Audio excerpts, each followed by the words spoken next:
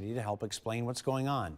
Mark McPherson is here with more on the changes. Mark, this is going to be a big switch for anyone who rides the bus. Yeah, absolutely. Metro Transit is switching to completely new routes and schedules.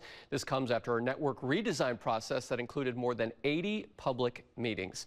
Overnight on June 10th, most routes will switch from letters to numbers. New bus stops will be added while others will be closed. Madison's mayor says the changes are needed because employment centers are all over the city, not just downtown.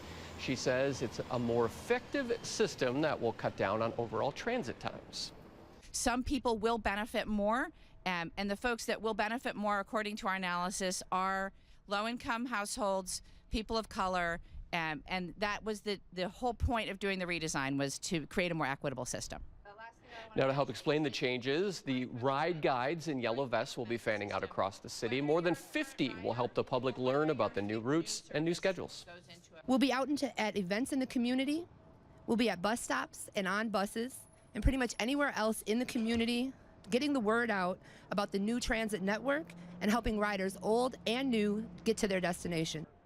Now, Metro Transit says under the new system, Black and Hispanic residents will see a big jump in access to buses and the area that they cover. Again, these changes will take effect overnight on Saturday, June 10th into the 11th.